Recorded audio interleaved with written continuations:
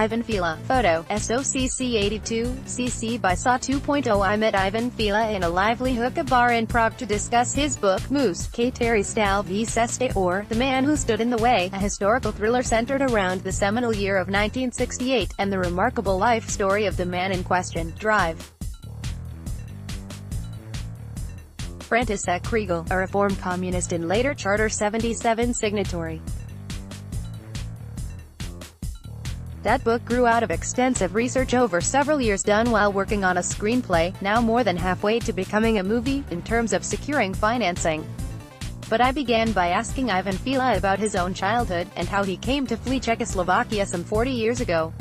I was born in Prague. My mother was doctor and my father was an engineer.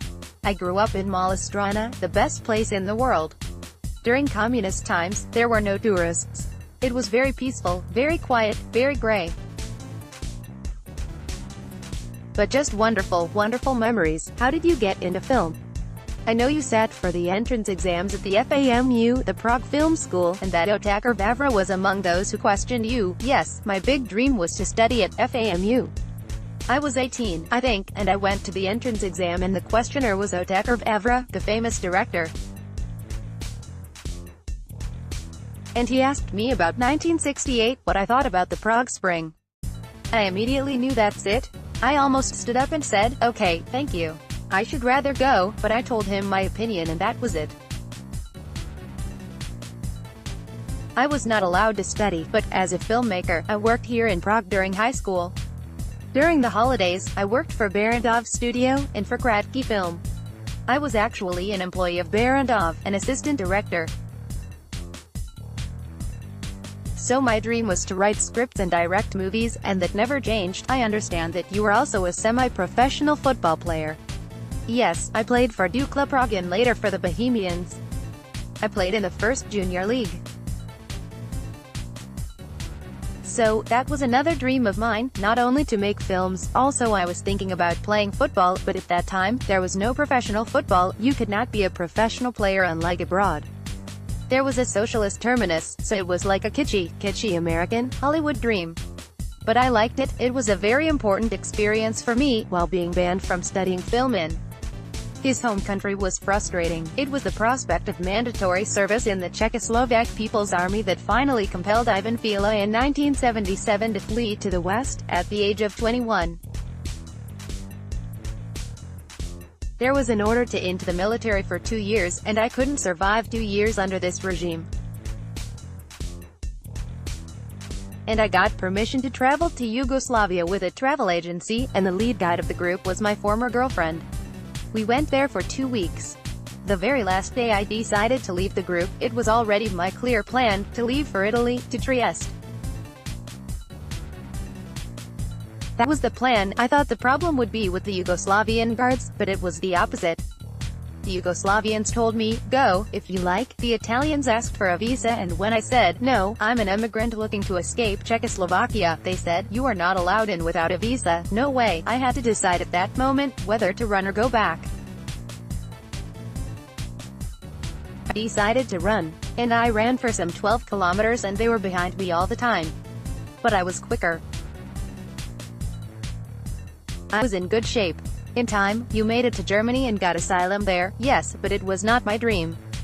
I wanted to go to America. I got a transit visa through Germany, came to Frankfurt and saw Czechoslovak immigrant newspapers and saw some ads offering help to immigrants. It started well. I went to school and learned German. I got asylum and stayed there for quite a long time. And there you managed to study film. The Man Who Stood in the Way. Photo, Andrea Zaradnikova, Czech Radio. I went to Cologne and studied film and photography for 4 years. Tell me about your early work. What was your first film, actually? My first film? That's a funny story because my first film, graduate film, I shot in America. It was called Harley Heaven. There's a beach town in Florida called Jacksonville, which was and still is famous for one long weekend in April when Harley-Davidson riders from the across whole world came for 3 days. It was a crazy place. maybe 100,000 people, driving their Harleys on the beach, and we made a documentary about a guy from Cologne of Czech origin who owned 35 Harleys, and his dream was to go to Jacksonville and join the party. So I made a documentary about him, and my professor in Cologne paid for that movie. He was so enthusiastic about the subject. He said, "Here, you've got 35,000 Deutschmarks, quite a lot of money at that time, go there, make the movie." So we signed an agreement in an elevator, just one piece of paper, and I went to Florida. They talk about the importance of a 30-second elevator pitch, but you got a contract. Yes.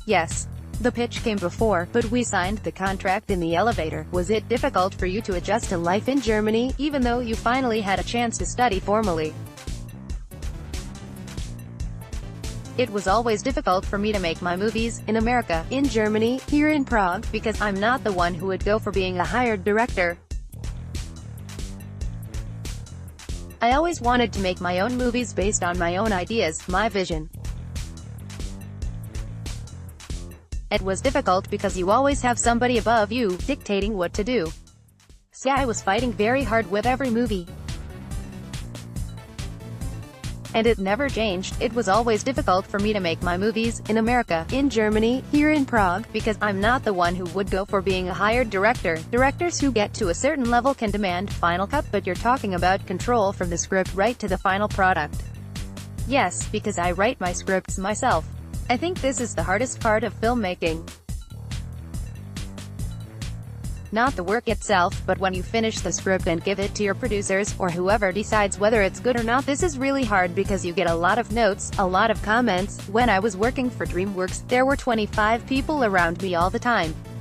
The script review is very hard because everybody has something to say, everybody wants to see his or her idea put into the script. And you have to please all of them. This is very difficult. Once it's approved, green-lighted, it's okay. In production, it's a little bit easier. And then there's a problem with the final cut. Sure, living the Hollywood dream. After graduating from film school, Ivan Fíla worked for the Frankfurter Allgemeine Zeitung as a film journalist while developing his own projects. After the Velvet Revolution in 1989, when allowed to return to Prague, he began pitching documentaries to the German public service broadcaster ZDF. And I came on the 28th of December 1989 with a 16mm camera and made a 90-minute movie for ZDF on immigration. It's called Steps in the Labyrinth. I talked to very famous people who had stayed here, such as Yuri Dinskbier, who secretly published the newspaper Lidové Noviny, and Václav Havel, and people like me who were immigrants, like Pavel Tigrid, among the most important personalities of Czech exile journalism, based in Paris, and Yuri Grusa, a writer and poet who distributed Samizdat and was a Charter 77 signatory, who was later an ambassador to Germany. And I contrasted the thoughts of those people as to why it was better to leave the country or to stay. With several documentaries to his credit, Ivan Fíla turned his hand to feature film. His debut film Leave, released in 1997, won awards at European festivals and was nominated for a Golden Globe for Best Foreign Language Film in the US. Got a contract with the famous Hollywood-based talent agency William Morris, and caught the eye of a major filmmaker and producer. So I came to Hollywood one day. They had called me in the middle of the night. I was in Frankfurt, and on the phone was Steven Spielberg. He liked my movie and invited me to LA. My producer was Wendy Feinerman, who produced Forrest Gump. It was like a dream. Flown first class to LA, picked up by a huge limo and driven by Wendy to Amblin Entertainment, a production company run by Steven. They paid for a room in the Four Seasons Hotel in Beverly Hills.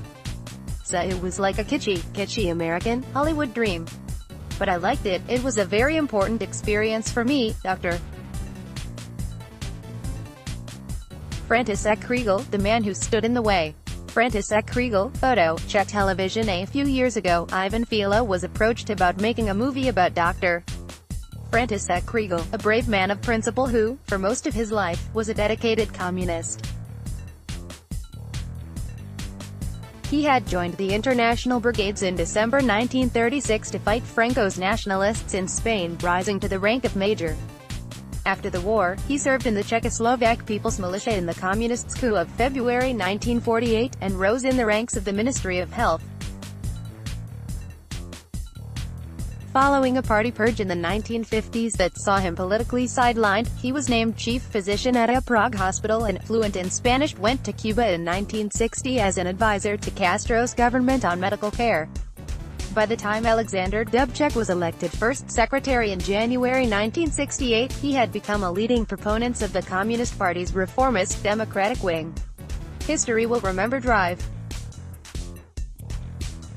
Kriegel is the one Prague Spring leader who stood up to Brezhnev and refused to sign the Moscow Protocol legitimizing the Soviet invasion and onset of normalization.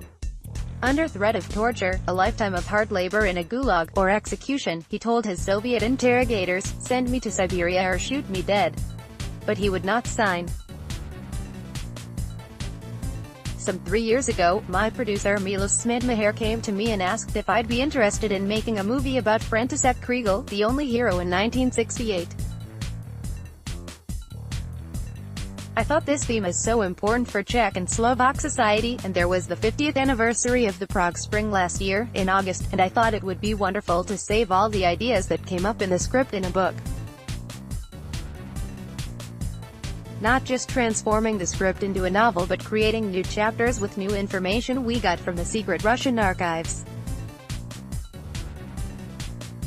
That was crucial for the work. In Moscow we found some 36,000 pages from the KGB on František Kriegel, starting in 1936, KGB documents before he went to Spain to serve as a doctor in the Spanish Civil War. And it was fascinating. We were not allowed to bring out pages or make photocopies. My friend, who is an historian, secretly took pictures on his iPhone and brought it out. So we got a lot of information on František Kriegel and Gustav Husák, Ludvík Svoboda and all the so-called heroes. From 1968, I've seen the script, and at the end, it notes how one of the people around Drive. Kriegel was one of the most diligent, enthusiastic collaborators with the STB secret police. Oh yes. His name was Václav. He was the biggest spy during the communist times, with 3,600 reports alone on people around Charter 77. Nobody had a clue, not even Václav Havel, Pavel Kohout. None of the people at the center of Charter 77 knew. It came out after 1989. And he was mainly driven by jealousy, the green-eyed monster, over a sexual relationship. Yes, a sexual relationship. After 1968, the secret police visited him and told him the truth, showed him some pictures. It's a Greek drama. I made a greater figure of him in the book. I think I would change the script now.